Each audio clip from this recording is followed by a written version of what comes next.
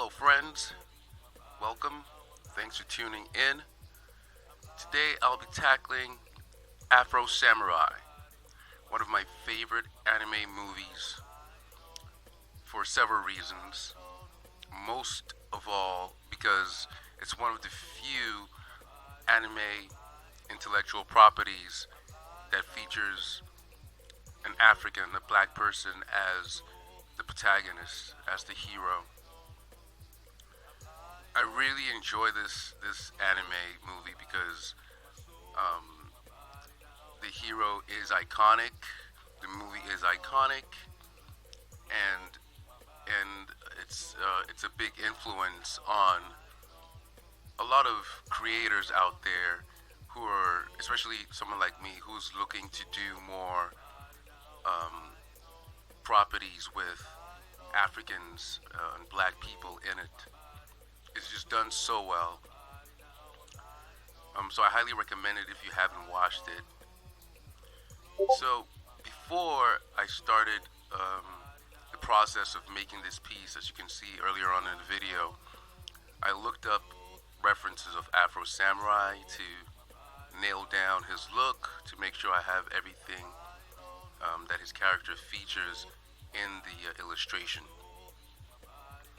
This also goes back to my previous video where I talk about, not trying to do everything from scratch, straight from the mind, and being able to let go and take the pressure off of yourself and use reference.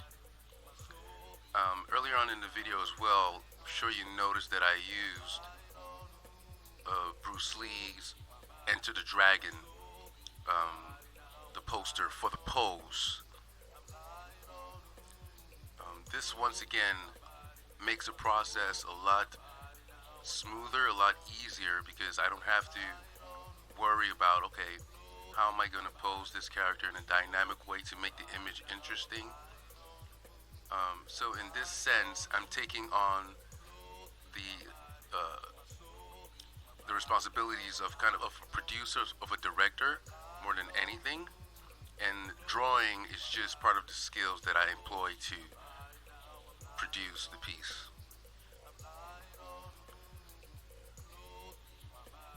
So when making this, often when I think, I love samurais, I love a lot of things about Japanese culture, and often when I think of Afro Samurai and samurais in general and black people, I often wonder where were black people during this period, and that got me looking into researching that, looking into that history and the role black people played in it. And I discovered something very interesting. I discovered that there was a black samurai almost 500 years ago, a tall African man. Um, he arrived in Japan almost 500 years ago. There's a lot of speculation regarding him and whether he was a slave or a free man. But one thing that's consistent is that he was part of the Jesuit missionaries, which is a branch of the Catholic Church, a really devout branch of the Catholic Church. And they went to Japan to convert people to Christianity. A great film that documents that is Martin Scorsese's Silence. Very understated, underrated movie, great movie. Especially if you're religious, it's a great watch. Now, so almost 500 years ago, according to the research I've done, there's quite a bit of literature about this character. A tall man arrived in Japan, and he would go on to become the first foreign-born samurai warrior ever. He was known as Yasuke or Kurosuke. Kuro is Japanese for black.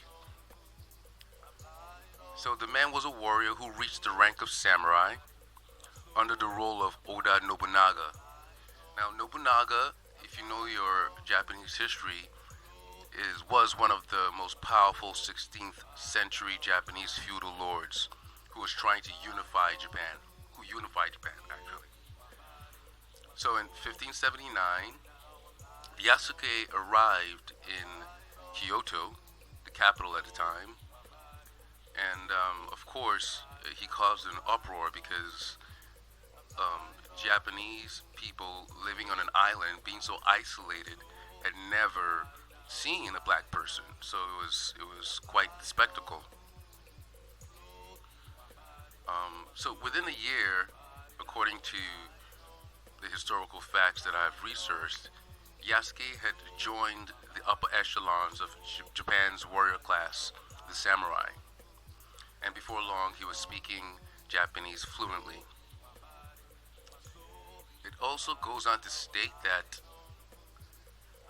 Yasuke was a good friend of Nobunaga. He would ride alongside Nobunaga into battle.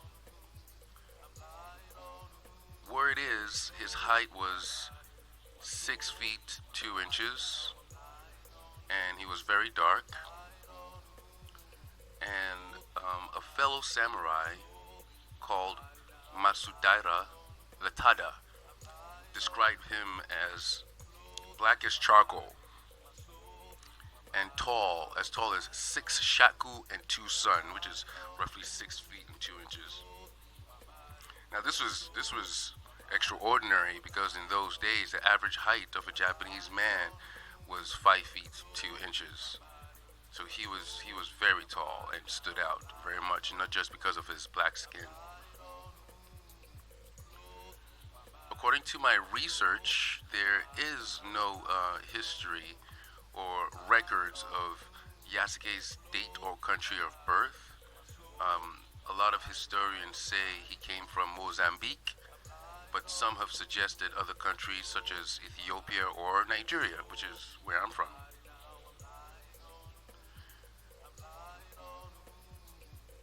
What is known, however, is that Yasuke arrived in Japan with an Italian Jesuit named Alessandro Vallegnano.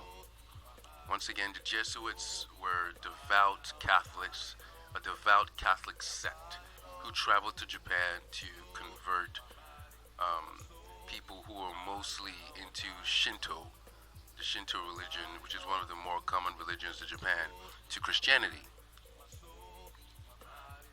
Some experts say he was a slave, but once again, it's all speculation. Now, part of the speculation also states that Yasuke met Nobunaga shortly after his arrival in Japan, and he piqued his interest, obviously, and therein their friendship began. Yasuke apparently already spoke some Japanese, and this made it easier for him to get along with Nobunaga. And Nobunaga was eventually kind enough to give him some money to establish himself in Japan, in Kyoto. I find all this fascinating. So, upon doing more research on Yasuke, I found out that Nobunaga was a great fan of the martial arts and spent a lot of time practicing them. It's also speculated that Nobunaga grew fond of Yasuke and treated him like family. The African was among a very select group of people allowed to dine with Nobunaga. It's said that Nobunaga praised Yasuke's strength and stature, describing his might as that of 10 men, which would have been very handy, being when it came to wielding a katana or jujitsu. So, upon further research, I discovered that Yasuke was also there on the fateful night when one of Nobunaga's generals, Akechi Mitsuhide, turned against him and set the warrior's palace alight, trapping Nobunaga in one of the rooms. Nobunaga ended his own life by performing seppuku, ritual suicide. But before he killed himself, he asked Yasuke to decapitate him and take his head and sword to his son.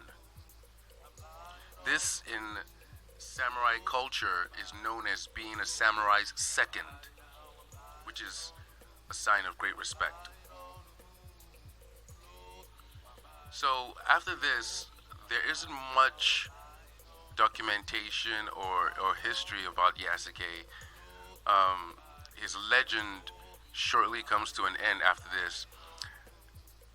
It states that in 1582, the fall of Nobunaga at the hands of a treacherous general resulted in the exile of the first black samurai, possibly back to a Jesuit mission in Kyoto. Though his fate and the last years of his life remain unknown, Yasuke has lived on in the imaginations of many Japanese who grew up with the award winning children's book Suke. Kuro, once again meaning black in Japanese, written by Kurusu Yoshio. I haven't read this book, I'm currently seeking it out, but the book apparently dramatizes Yasuke's life, ends with a bittersweet note, which goes as such that after Nobunaga kills himself, Kurosuke, Yasuke, is taken to a temple where he dreams of his parents in Africa and weeps. I have to find this book. For a while now, Hollywood has been trying to adapt. They've been developing this story for a movie, and apparently Chadwick Boseman is the current favorite to play Yasuke in a new Hollywood development for a feature film. So I'm definitely hoping this works out. But I'm definitely gonna seek out the book Kurosuke, just to learn more about this fascinating story of the first foreign-born samurai, who just happens to be black, Kurosuke. So this piece that I have done here is available at my store on Teespring. Links are down in the description below. So if you like it, or if you know someone who is a fan of Afro Samurai, or if you just would like to support me, please visit my store. Once again, links are down in the description below, and purchase one. I think the piece turned out nice.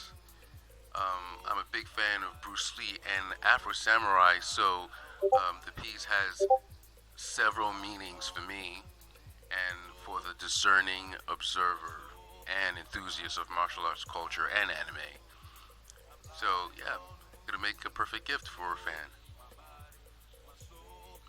Now yeah, I know this video is a little bit late. It was supposed to come out yesterday, but I've been pretty busy, and I'm glad you guys are here watching it now.